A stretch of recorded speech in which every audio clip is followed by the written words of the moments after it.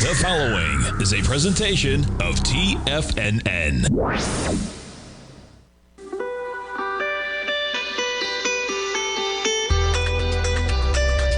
The Morning Market Kickoff with your host, Tommy O'Brien.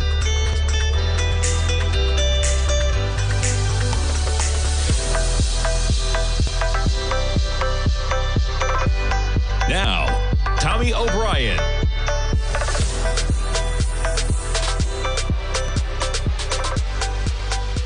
Good morning, everybody. I'm Tommy O'Brien coming to you live from TFNN Thursday morning, just after 9 a.m. Eastern time. We got markets rolling over a bit. We got jobless claims this morning. We got some Walmart earnings out there. Debt crisis still getting some headlines, even though that's going to get pushed back a bit with Biden overseas. But nonetheless, we march forward and we got the S&Ps rolling over. As you see, we were up at 41.83. That's as recent as 7 a.m. this morning. We've rolled over. We're now negative across the board. S&P off by 10. NASDAQ 100 barely in the red by 7. Got the Dow off 125 right now, and you got the Russell off by 10. We jump over to Walmart shares, trading higher by about $3 on their numbers. As we jump over to crude oil, down about 60 cents at 72.20. We jump over to the gold contract. We got some action in yields. We got some action in the dollar. We're going to have some action in gold when that's the case. Gold down $15 at 19.70. Silver's off 20 pennies at 23.70. And there's your notes and bonds. We get lower price and higher yield. You're talking about a 10-year right now. Where are we at? Let's pull it up. 3.62%. 3.62%. The yield on the 10-year, we're at 114.06 right now. That's off 12 ticks. The 30-year's off 19 ticks at 128.06. And you jump over to, let's start off the VIX. Getting a little spike back above 17 at 17.10. You jump over to the dollar index. Dollar index spiking to 103.34. I was talking to our man Teddy Kegstat yesterday about the dollar index. Interesting conversation. You can always check that out on our YouTube channel, folks. Just search TFNN. You can find our channel. All the archives we do available in interviews. And you see the dollar well off this base of a low that it built. We're challenging next stop, potentially 106. And that's the high from March 8th. Dollar index right now. Excuse me. Got something in my mouth. There we go. 103.34 on the dollar index. And boy, you got to jump to the market, right? Before we get to some of the fundamental news, some of the headlines of the day. You talk about resilient strength yesterday. All we are is back to where we were at about, what is that, 1 o'clock yesterday? Yeah, you made a high at about 2 o'clock yesterday, chopped around a bit for the final couple hours. We're just below that price level that you had built the floor on yesterday. Pretty interesting. That's kind of right where we are in terms of 41.64, the lows of about 3 o'clock and coming into the close. And we are negative to kick things off right now. So we have some Fed speak going on. And the conversation has shifted back to, is it a live meeting? You're going to see some volatility, man. And this is what, this is the only thing I'm certain of, folks, is that we're going to have some volatility for some time.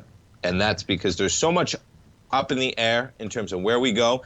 Even if you figure out the next meeting, right? Core CPI is at 5.5%. I keep saying that. We have a long way to go. And as long as we have a long way to go, we're going to be dealing with these volatility spikes in both directions. You get the Dallas Fed president. Logan says current data does not justify pausing rate hikes yet. The data in the coming weeks could yet show that it is appropriate to skip a meeting. Skip a meeting, not pause, skip a meeting. As of today, though, we aren't there yet. She said in prepared remarks for a speech, they're leaving themselves an opening, man. And she is a voting member this year of the rate-setting FOMC, right? You gotta listen to what they're saying if they're voting members, especially. After raising the target range for the federal funds rate at each of the last 10 meetings, pretty remarkable, 10 meetings in a row. We have made some progress. The data in coming weeks could yet show that it is appropriate to skip a meeting. As of today, though, we aren't there yet. So they're looking for the data to line up, man. And the data has been pretty hot recently. So we'll see where we go from there. But that adds a little bit of volatility, to say the least. Okay, excuse me. Jumping over to Walmart earnings. They lift the profit outlook. Some great conversations going on about Walmart in the den this morning. Retailer posts big sales increases in stores and e-commerce. Company's view of the rest of the year hasn't changed much, so they survived their earnings. The outlook for the rest of the year has not changed appreciably. Even after higher than expected earnings in the first quarter spurred the improved outlook. During the quarter, sales were strongest in February, then softened in March and April. There's reason to be somewhat cautious on the health of the consumer. citing pressures such as inflation and the expiration of the temporary boost in food stamp benefits. But if you look at our results in the quarter, it certainly speaks to our value proposition resonating with customers. Can't deny that, man. Talking to our man Kevin Hincks yesterday. We'll talk to him after the break. But saying myself, and funny enough, right? I had that whole conversation about Target yesterday, folks. You know what? I'm going to have to show you the picture of Target. I'm going to have to get the picture of Target, Tommy at Target yesterday. Because that whole conversation, it got me going. Last night, we took a trip to Target. Tommy had some apple juice. I had a nice cold brew Starbucks coffee. We walked around a bit, piled a bunch of toys in the cart, and got him out of the cart before we got out of there so we didn't have to pay for him because he wants everything in there. It's kind of like, do you remember when you used to go to, what was this toy store? What was the toy store when we were all kids, right? KB Toys? No, not Toys R Us. Shame on me. Toys R Us. You go to Toys R Us, man. I would go to Toys R Us even in high school. I was at Noble and Greeno in Dedham, Massachusetts playing hockey. The day would finish at around 3 o'clock. If you played hockey, sometimes you had to wait for your practice schedule to line up. So you're at the school, we'll go out, maybe you get some McDonald's, maybe, and this is once you get cars when you're 16. You can go off campus prior to practice after the school day. And we go to Toys R Us because at that time they had the video game console set up in the aisle. So even as 16-year-olds, 15-year-olds, we would enjoy a toy store. So we go into Target, and Tommy gets to play with a bunch of toys. We walk around, but we did it last night. It's pretty interesting, even after talking about it yesterday. It must have been on my mind. Target shares, basically flat this morning at 160.85. And, yeah, Walmart on their numbers trading higher, up to about 150.160. And jumping back a little bit more, second quarter forecast, probably the best retail report so far this season, but the results aren't perfect. And that's some analyst note talking about there. Pointing to weakness in general merchandise sales as shoppers pull back on discretionary goods, plus lower gross margins, moderating gains in food sales, and second quarter profit forecast that falls a bit short. Nonetheless, the market likes it. They're trading higher. And yeah, so we got Walmart. Quite a difference from Home Depot, right? Absolutely remarkable. Home Depot's higher than where it was on Monday. And Monday that they were supposed to have fiscal year sales that were flat. Now they're going to be down 2 to 5%. Walmart, not the case, man. We get Lowe's next week. Lowe's powering higher after those Home Depot earnings, up to 207.50. Let's jump back to that dollar index, man, because it's driving a lot of the action this morning. We got a higher dollar, we got lower yields. We have a voting Fed member talking about that. We are not there for a pause yet. You got to listen to that rhetoric, folks. And what it's going to mean is it's going to mean that the data is going to be uber important, to put it lightly. Speaking of data, we got jobless claims this morning. 242,000 in the weekend in May 13th. The Labor Department showed today on an unadjusted basis, claims decreased by the most in 2 months to 215, largely due to a drop in Massachusetts. What's going on in Massachusetts? Nearly half of the nationwide increase in adjusted claims in the week through May 6th. Mainly due to fraud. What's going on up there in Boston? Kentucky had also found an increase in the number of imposter claims. So it looks like they got a lot of fraud going on in some of those states in the unemployment claims. Government fraud. That's never going away, man, collecting those government checks. All right, folks, stay tuned. We got the market in negative territory. NASDAQ up by 4. NASDAQ, the only one in the green. We check over to Apple. Apple shares basically flat this morning at 172.50. Jump over to Microsoft shares, trading higher yet again, man. 314.60 from Microsoft. We jump over to Google shares, 121.49. We jump over to Tesla. Quite the run for Tesla yesterday. Today you're going to open up a bit as we get a little pressure on this market. We're about 20 points off the high. Should be an interesting day of action as usual. Stay tuned, folks. We're coming back with our man Kevin Hincks from TD Ameritrade Network Fast Market. We'll be right back in 3 minutes. Don't go away.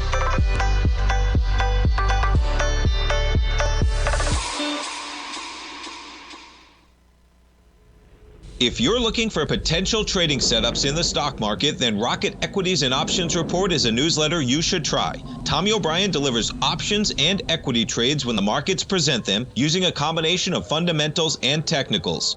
Sign up for Rocket Equities and Options Report today with a 30-day money-back guarantee so you have nothing to risk. For all the details and to start your subscription today, visit the front page of TFNN.com. TFNN, educating investors. Everything in the universe is governed by the Fibonacci sequence. This mathematical principle is responsible for everything from the most aesthetically pleasing artwork to patterns in the stock market. To stay on top of stock patterns you can take advantage of, sign up for the Fibonacci 24/7 newsletter at TFNN.com. When you subscribe, you'll get a weekly report from veteran day trader Larry Pesavento on stocks you need to pay attention to. And you can trust Larry's analysis. After all, he's got 45 years experience as a day trader. Larry will also provide daily charts, videos, and data on the key markets that he's tracking. Expect notifications from Larry on market movement you need to act on at any time. First-time subscribers also get a 30-day money-back guarantee. If you're not satisfied, let us know and you'll get a full refund within 30 days of signing up. Subscribe to the Fibonacci 24/7 newsletter today. TFNN.com, educating investors.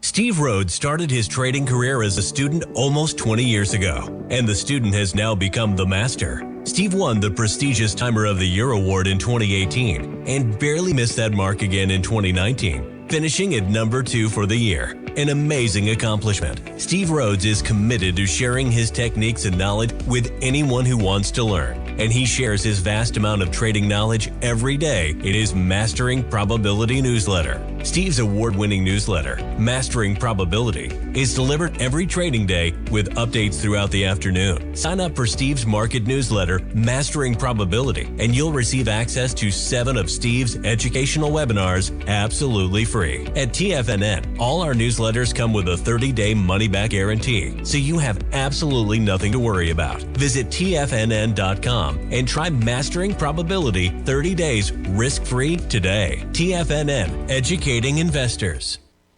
TFNN has launched the Tiger's Den, hosted at Discord. TFNN has been educating traders for more than 20 years with live programming hosted by a variety of professional traders during market hours. The Tiger's Den, available to all tigers and tigresses for just $1 for the year. There's no catch or added costs when you join our community of traders. Sign up today and become a part of this educational community of traders. Just visit the front page of TFNN.com.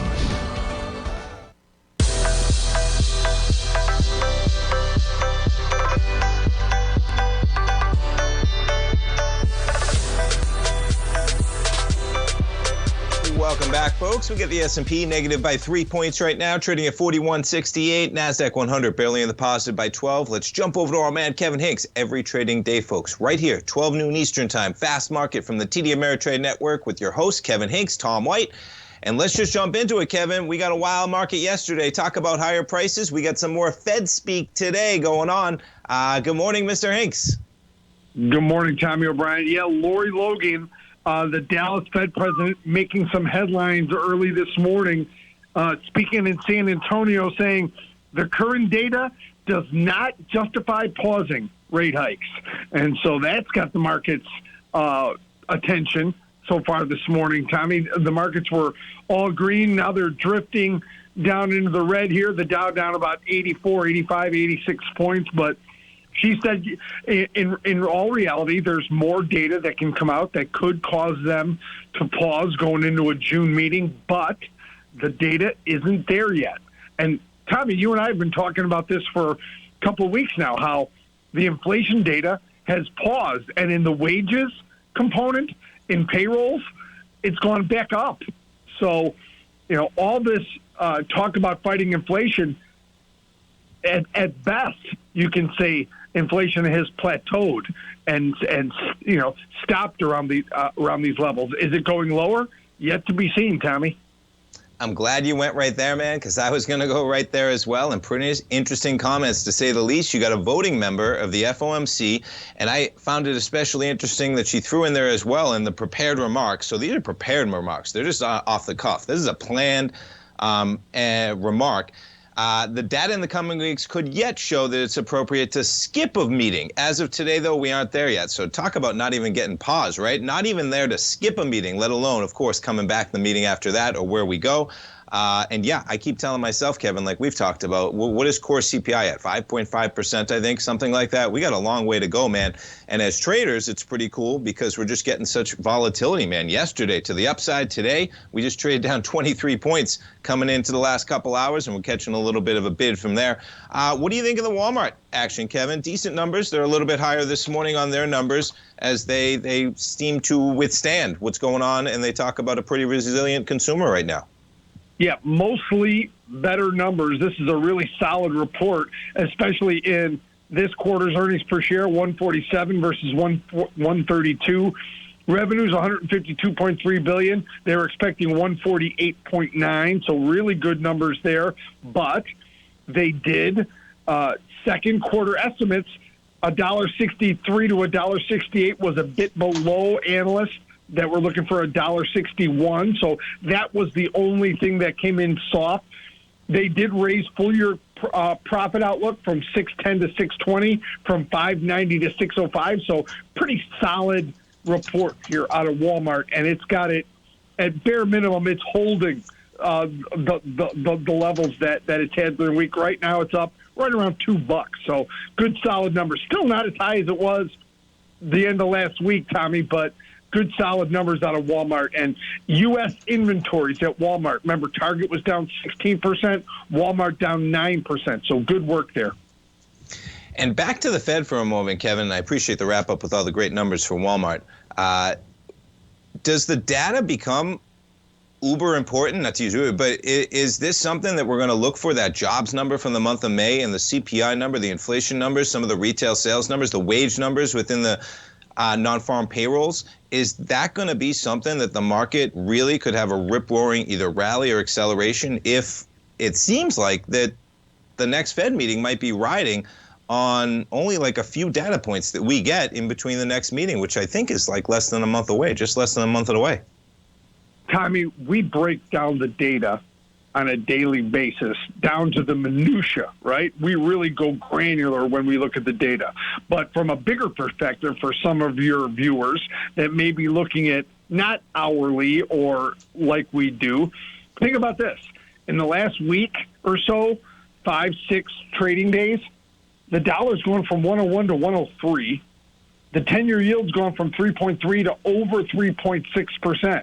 That eventually has to catch the eye of traders and investors and start to at least weigh on stocks or take some of the teeth out of this rally. Higher yields, higher U.S. dollar, that works against the earnings of U.S. multinationals and stocks in general. So therefore, yeah, does one data point mean something? No, it doesn't. But you start to add them all up and you get a picture of an economy that I think, Tommy, is still too strong. So that doesn't mean it won't turn. You've already got the U.S. consumer softening, right? You've got jobless claims after last week's 264, now 242. Still an elevated level from where they were. So you've got things softening, but how quickly does it come, and when does it start showing up in the actual prices, in the actual inflation data? Remember, 2% is their goal, not 3.5%. Not 3, not 4, it's 2%. So Jerome Powell's going to stay on this. He's shown all signs that he's going to stay on this, Tommy. So more to watch. But, you know, you can do data daily or you can look at it from a big picture, Tommy. Either one. I appreciate you reminding us, myself and the listeners, kind of like, you know, what is going on right now, where we are, where we have to go. 2%, man. We're almost sticky. I found myself saying it's remarkable because when you say it, it seems so difficult right now, Kevin, and then there's just so much hope, I feel like, in the market. Meanwhile, we're kind of stuck at like 5% inflation or something like that, where we are exactly and where we're accelerating. But boy, as traders, we get to watch this market, and I was following through when you were talking about the 10-year, you were talking about the dollar. I just have them on a 15-minute chart going back 5 days in the Thinkorswim platform. Just huge moves across the board, man. With that in mind, it's Thursday. We're nearing the end of this week, but I know we got some companies coming up next week. We still have some equities. What are you guys talking about on Fast Market today at 12, Kevin? We'll look at Applied Materials coming out with earnings after the bell today. John Deere and Company coming out with earnings before the open tomorrow. Foot Locker coming out with earnings before the open tomorrow. So still a lot to do, even though we're getting to the second half of earnings season, names getting a little thin here. So, but Applied Materials, Deere and Company, always a good one to look in terms of looking at the grain markets and where they are, and then Foot Locker, Tommy. A quick teaser, Kevin. What do you think about John Deere, man? I was jumping through those charts. This thing's just gotten decimated, right? From oh no, I'm sorry. I had JD.com. No wonder. That's John Deere. Excuse me. I was saying, what's going on? I got to ask Kevin Hincks. What's John Deere's symbol, Kevin? Shame on me. DE. There we go. Shame on me. I'll get it up there. Yeah, that makes more sense. I said, what's going on, man? Grains are going wild. 368. Okay, well, that works, man. We'll look forward to the program. We'll tune in today, and we'll hear it about John Deere. Matt, I appreciate the time, as always, Kevin, and I don't talk to you tomorrow. We'll talk to you on Tuesday. We'll be watching at 12 o'clock today, man. Have a great day, Tommy. You too. Folks, check it out every trading day. You heard it. They're talking AMAT. They're talking about John Deere. Yeah, shame on me. JD, no wonder I was saying what's going on, man. Look at that chart, right? Be careful of those China stocks, man. And John Deere, DE, quite a different chart, man. Accelerating out of the pandemic. From 106, you make a high of 400 in 2021. You make a high of 448 in 2022. And yeah, we've had things pull back a bit since then, but on a relative basis, not that bad. All right, it's going to be an interesting day how these markets interpret a little Fed speak on the open, folks. Kevin was talking about it. I was talking about it as well. Do not deny when you have a voting member of the FOMC out there talking about that. We are not there yet for a pause. In planned remarks, okay? These are purposeful remarks put out there to the public, and we get to see how the market interprets them. Stay tuned, folks. We'll be back in 3 minutes for the open.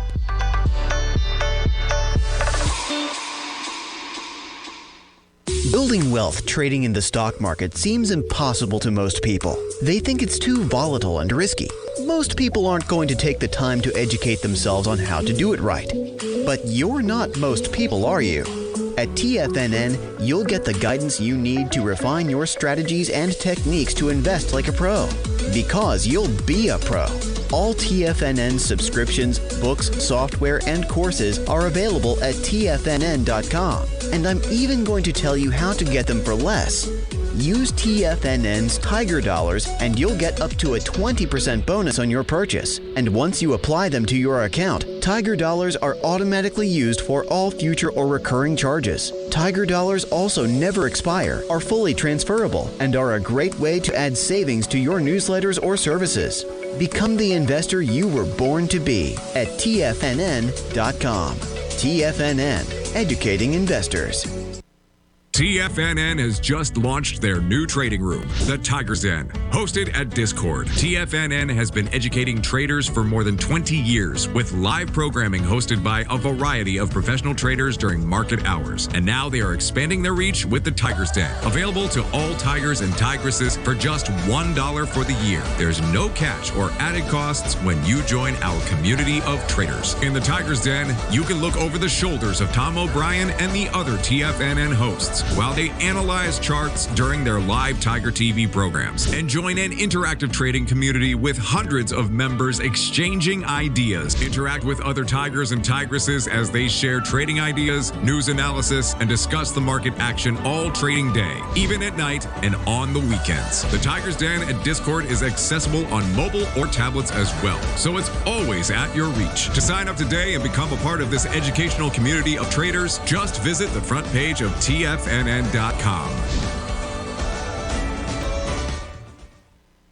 Sharpening your skills as an investor is like getting better at playing a musical instrument. You have to practice, sure, but you also need excellent instruction from experts. At TFNN, you'll get advice and guidance from the authority in technical market analysis. And it's not just dry, tedious text either. TFNN airs live financial content streamed live on TFNN.com and TFNN's YouTube channel with Tiger TV, live every market day from 8:30 a.m. to 4 p.m. Eastern, for free. Each host is an experienced trader and gives their take on the market while taking calls and questions live from around the world. From the moment the market opens until the closing bell sounds, Tiger TV has 8 different shows with expert hosts to help you make the right moves with your money. Watch online at TFNN.com or on TFNN's YouTube channel and become the investor you were born to be. TFNN, educating investors. This segment is brought to you by Thinkorswim. For more information, just click the Thinkorswim banner on the front page of TFNN.com.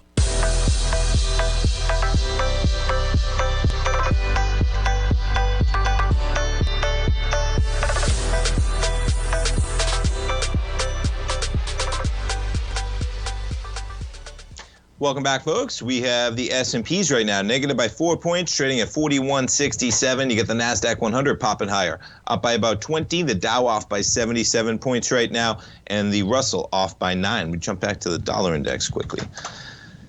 103.34, we check in on yields, because, yeah, they're driving a lot of the action this morning, and we'll see how the market reacts as we got it basically flat. And, yeah, it's a sell-off from where we were overnight, but, man, you're talking about still, what, 50 points above where we were at yesterday morning? Remarkable. All right, we jump over to Disney for some Disney headlines, some ESPN headlines out there. Interesting article from the Journal out this morning. ESPN lays plans to stream flagship channel, eyeing cable TV's demise. Internal project codenamed Flagship lays out shift in coming years as talks with leagues and cable partners have begun. So the shift is on, man. It's probably going to take a couple years. And it is interesting how they've resisted this for so long because they make so much money from the cable bundle. But that's going away. And executives at ESPN Disney for years have said it was inevitable that it would one day be available as a standalone streaming service. Now, as consumers increasingly cut the cord, the company's actively preparing for that shift under that project. And yeah, they're going to continue to offer the channel after launching the streaming option. But can you imagine? I mean, there's so many people that subscribe to cable TV, folks, just to get ESPN, because you cannot get ESPN. ESPN Plus, if you're unaware, not the same programming at all. They put the chopped liver on ESPN Plus for all intents and purposes. They put the mainstay stuff on ESPN. And so, yeah, it's going to be a dramatic shift when that goes in. That's one of the things, and I wonder how they'll bundle it, because the bundle for Disney was Disney, Hulu, and ESPN Plus. And I originally signed up for the bundle, and I ended up canceling the bundle because Hulu wasn't that great, especially the free version that you got, or whatever the bundle version isn't the premium version, isn't it? I'm still a little lost, which is just a downfall on their part to explain to me what I even got, because we would go into Hulu and some of the stuff I would have access to and some of the stuff I wouldn't, I felt like. And then I had ESPN Plus. I never watched a single thing on ESPN Plus. They launched it in 2018. Live programming includes golf, certain baseball events, professional hockey games as well. They don't offer access to the ESPN channel itself, though. So that's going to be a shift, man. Now, check it out. ESPN gets $9.42 from every single cable bill in America. Yeah. They're not going to get that type of action once they go over to their own streaming platform, which is remarkable that they've kept that for so long. Other companies get about 49 cents. Crazy, right? You think about how many cable channels are on that cable bundle, though, that people never watch. They're getting pennies on the dollar versus ESPN. Yeah. So what do you got? That could impact how ESPN prices its streaming service. Maybe they're going to go premium here. Maybe you're going to see a real standalone service where there'll be something in the $20, $30 range just for ESPN. I don't know. Madison Square Garden's new streaming service, which offers Knicks and Sabres games, $30 a month. Yeah, people love paying for their sports, and there's one thing that you need to watch live, and that's sports. So they really have a lockhold on that when you think about it. In the most recent quarter, income from Disney's traditional television networks, including ESPN, fell to $1.8 billion from $2.8 billion in the year earlier. So the onslaught is on, and yeah, they're probably going to take some licks in the short term, because, boy, that's a lot of revenue that they're going to have to shift. And there are going to be a lot of people that cancel their cable service with the ability to get ESPN on a standalone service. We'll see how much they charge for it. All right, I'm going to jump to this article I found interesting from Bloomberg. What happens after they solve the debt crisis? Well, guess what happens? They got to raise a lot of money because now they have the ability to issue debt. So the Treasury is going to replenish the coffers via Treasury bills, okay? It's going to drain liquidity from the system, hurting riskier assets, potentially causing some angst for the market. So, as this article points out here, this is out here this morning, many on Wall Street predict lawmakers will ultimately reach an agreement. Okay, things might get a little hairy in the short term. But you have one gentleman whose firm specializes in risks that are hard to manage, says investors should hedge for the aftermath of that resolution. Okay, and what he's talking about is that the Treasury is going to need to scramble to replenish its dwindling cash buffer to maintain its ability to pay its obligations through a deluge of Treasury bill sales, estimated at over $1 trillion by the end of the third quarter. The supply burst is going to drain liquidity from the banking sector, which is going to raise short-term funding rates and tighten the screws on the U.S. economy just as it's on the cusp of a recession, and just as we have Fed speak going on, that guess what? It's going to be a live meeting. Okay, it already is a live meeting. If you have a voting member of the Fed saying that we don't have the data yet to skip, not pause, to skip is what she said. By Bank of America's estimates, this action of pushing out $1 trillion of T-bills to replenish the coffers for the government,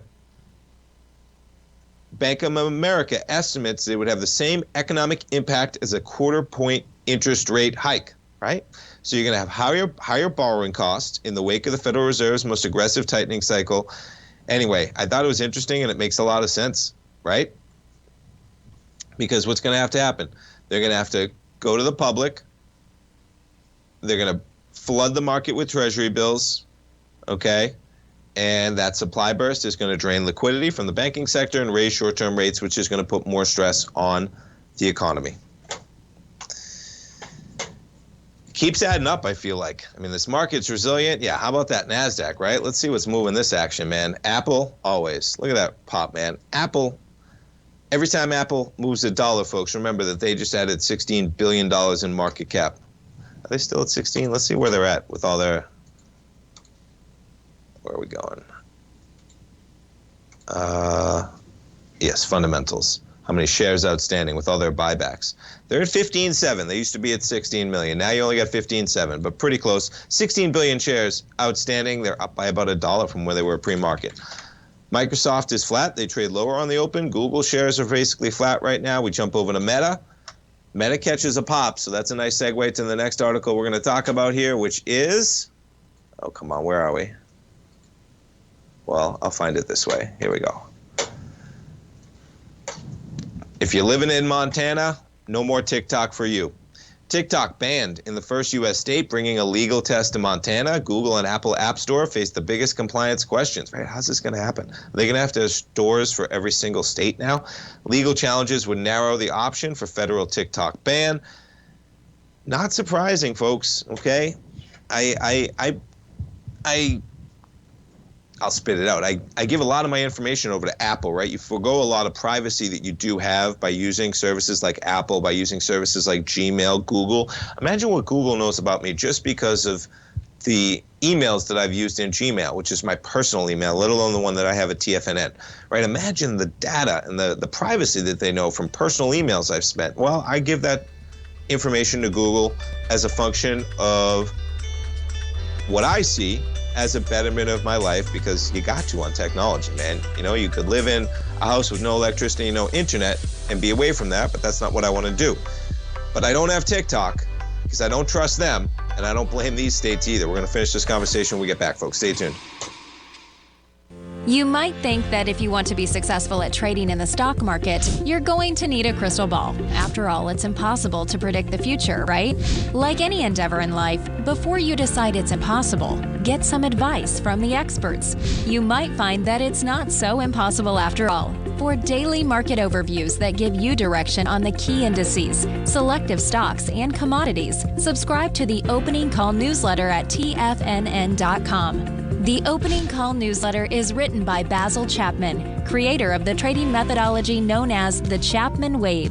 The Chapman Wave up-down sequence gives you an edge in identifying price turns, finding the peaks and valleys in stock prices. Get the Opening Call newsletter by Basil Chapman in your inbox every day. First-time subscribers also get a 30-day money-back guarantee. If you're not satisfied, let us know, and you'll get a full refund within 30 days of signing up. TFNN.com, educating investors. The Gold Report. As a precious metal, gold is still king. It continues to hold the most effective safe haven and hedging properties across the global major trading hubs of the London OTC market, the U.S. futures market, and the Shanghai Gold Exchange. The Gold Report. Tom O'Brien publishes his weekly gold report every Monday morning for subscribers, consisting of coverage of the XAU, HUI, GDX, the dollar, bonds, the South African rand, as well as 25 different mining equities with specific buy-sell recommendations. The Gold Report. New subscribers get a 30-day money-back guarantee so you have nothing to risk.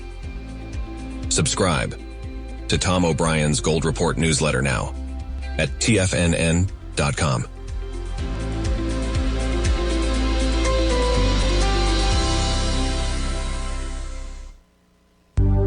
Will the S&P 500 continue to climb? For bold trades on U.S. large-cap stocks in either direction, trade SPXL, SPUU, or SPXS. Directions Daily S&P 500 Bull and Bear Leveraged ETFs. Direction Leveraged ETFs. An investor should carefully consider a fund's investment objective, risks, charges, and expenses before investing. A fund's prospectus and summary prospectus contain this and other information about Direction shares. To obtain a fund's prospectus and summary prospectus, call 866-476-7523 or visit directioninvestments.com. A fund's prospectus and summary prospectus should be read carefully before investing. An investment in the funds is subject to risk, including the possible loss of principal. The funds are designed to be utilized only by sophisticated investors such as traders and active investors. Distributor Foreside Fund Services, LLC. This program is brought to you by Vista Gold, traded on the NYSE American and TSX under the symbol VGZ.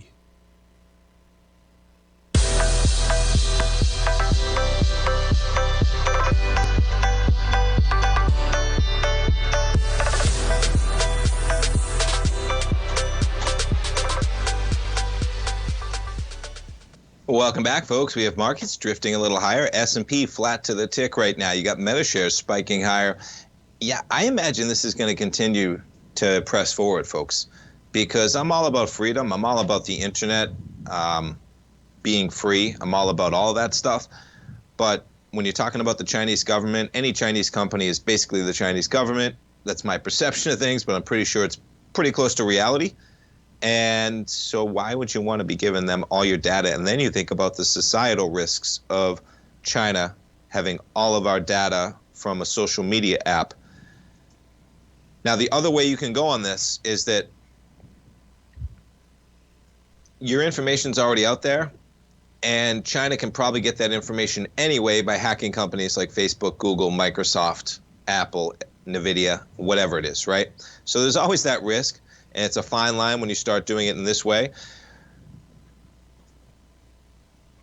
But nonetheless, I think this is going to continue forward because I think it's pretty reasonable, and I think a lot of Americans agree with it. And the fact that China, the version of TikTok they use in their own country is all about science and education, and the version of TikTok in our country just ruins everybody. Social media in general, folks, for young kids, I don't think is a good deal. And I talk about screen time. I've talked about Tommy with his screen time. There's good screen time and there's bad screen time, man. I don't think TikTok is good screen time, and I'd be hard-pressed. If somebody can tell me if it is, please enlighten me. Give me a call, 877-927-6648, and I don't say that sarcastically, but I don't think that is good screen time, especially when you're talking about middle school, high school kids. A lot of times, one of the most vulnerable periods in your life, right? And so it's a tough one when you're putting them in that type of social media. And I found it interesting. So how are they going to do this, right? This is like step one. They're just passing it. They don't even know. It's short on details. The one thing it says is it prohibits app stores from offering the app to people in Montana. So it might be a little bit more difficult to sign up as a new customer. But how are they going to enforce the current TikTok users? By using it within state lines. Now, there's some framework for this because the online gambling sites that exist in certain states, folks, you have to confirm your location so they can tell you are literally within the state limits. So maybe there's some way that can be done. But I think this is a march forward, and you're going to want to see other states saying the same thing, because you got one governor out there doing it. Why isn't the other governor doing it, right? Maybe he's going to do it. You have the TikTok spokesperson, okay, and I just looked this woman up, said the law violates free speech rights by banning a platform used by hundreds of thousands of people across the state. Now, this is where it gets to be a fine line, okay? Because I'm not for government regulation most times, folks, and deciding which private companies are able to exist in there, but it does change the platform when you're talking about a Chinese-owned company that collects data on every single person, a lot of the young people in our society, that can be used against us. Now, what was interesting was, I was like, who's the person that has to go to bat for TikTok here, right? I'm just curious, right? Who's this spokesperson? Because I feel like it's a losing battle when you're waging this for the perception of most Americans, okay? And believe me, folks, I know that TikTok is huge. I know people love it. I know that people are going to flip out if they can't use it, right? But I think people in power, especially politicians, okay, they're not spending all day on TikTok. They might be trying to court their their voters on there. But so I pull up this woman, and listen, I don't know who this is. She's probably a great person, but I found it interesting that she's got some tough tasks ahead of her, basically. Because what was she also in the role of? Managing Amazon's second headquarters. Do you remember the fiasco that was? She was the head of external affairs, and maybe that's why they brought her in. Maybe that's why they brought her in. I mean, it's pretty interesting. Ensuring a positive reception for Amazon Headquarter 2 in the DMV region through community engagement, stakeholder management. Now, that's talking about Virginia. She got out of that position in June of 2021. She was at Amazon for another year or so, and then she jumped to TikTok. She was at Facebook for 8 years as well. Anyway, nothing about this woman, all right, to TikTok, but I did find it interesting that she's had to be in the Headquarter 2 for Amazon, which was a marquee deal as well. And maybe that's what got her that position, because I'm sure she had a public profile there, but not.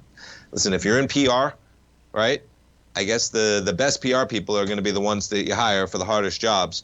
And convincing Americans that TikTok is about free speech rights, and that's what the ban is, that's a tough one, man. Now, to tie it back to the market, okay, there's your lift on Meta shares, right? You just traded up $2.50 on Meta. You're up by 0.4%.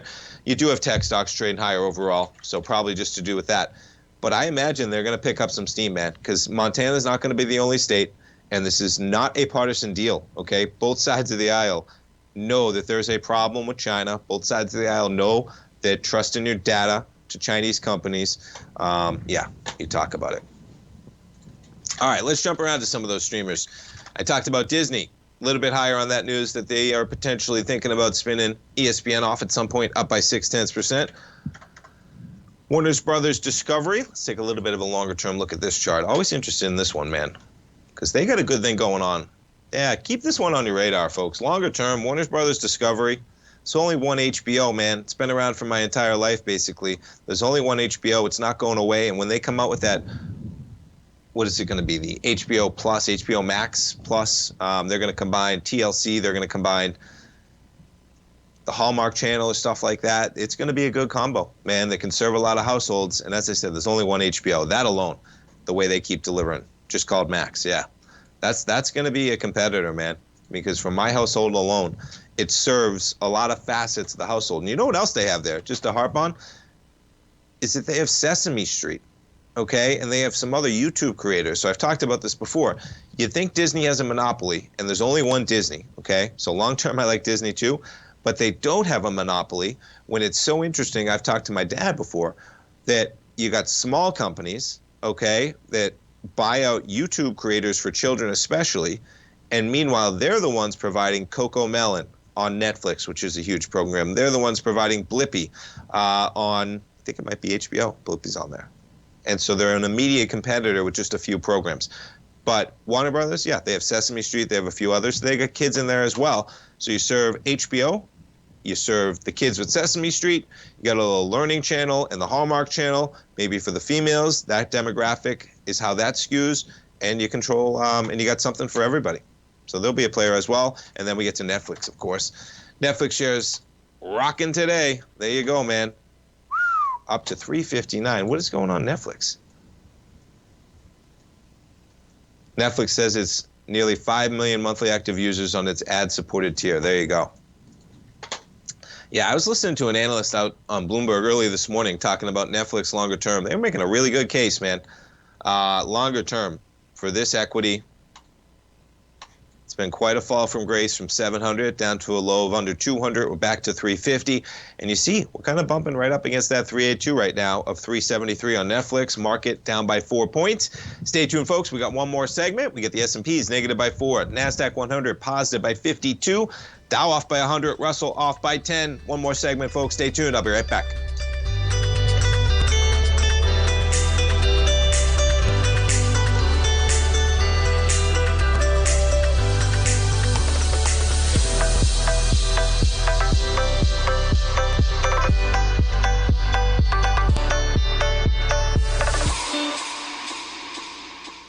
TFNN has just launched their new trading room, the Tiger's Den. Hosted at Discord, TFNN has been educating traders for more than 20 years with live programming hosted by a variety of professional traders during market hours. And now they are expanding their reach with the Tiger's Den, available to all tigers and tigresses for just $1 for the year. There's no catch or added costs when you join our community of traders. In the Tiger's Den, you can look over the shoulders of Tom O'Brien and the other TFNN hosts while they analyze charts during their live Tiger TV programs, and join an interactive trading community with hundreds of members exchanging ideas. Interact with other tigers and tigresses as they share trading ideas, news analysis, and discuss the market action all trading day, even at night and on the weekends. The Tiger's Den at Discord is accessible on mobile or tablets as well, so it's always at your reach. To sign up today and become a part of this educational community of traders, just visit the front page of TFNN.com.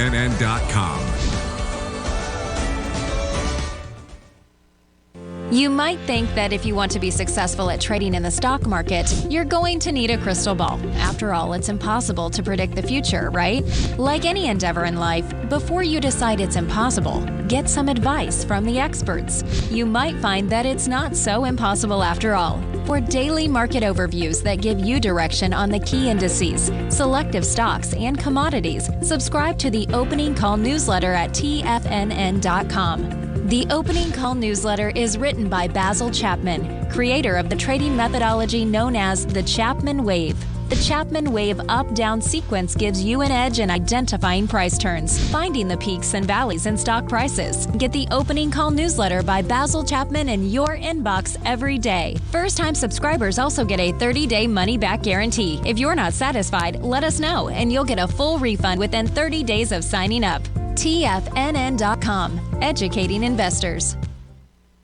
Everything in the universe is governed by the Fibonacci sequence. This mathematical principle is responsible for everything from the most aesthetically pleasing artwork to patterns in the stock market. To stay on top of stock patterns you can take advantage of, sign up for the Fibonacci 24/7 newsletter at TFNN.com. When you subscribe, you'll get a weekly report from veteran day trader Larry Pesavento on stocks you need to pay attention to. And you can trust Larry's analysis. After all, he's got 45 years experience as a day trader. Larry will also provide daily charts, videos, and data on the key markets that he's tracking. Expect notifications from Larry on market movement you need to act on at any time. First-time subscribers also get a 30-day money-back guarantee. If you're not satisfied, let us know and you'll get a full refund within 30 days of signing up.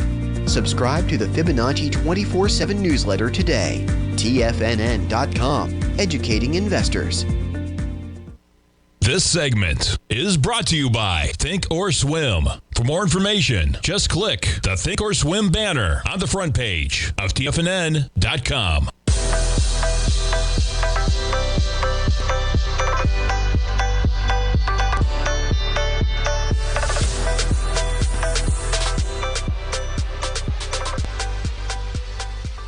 Welcome back, folks. We get the S&Ps down by 3, trading at 4168. NASDAQ 100 holding on to gains 13,702.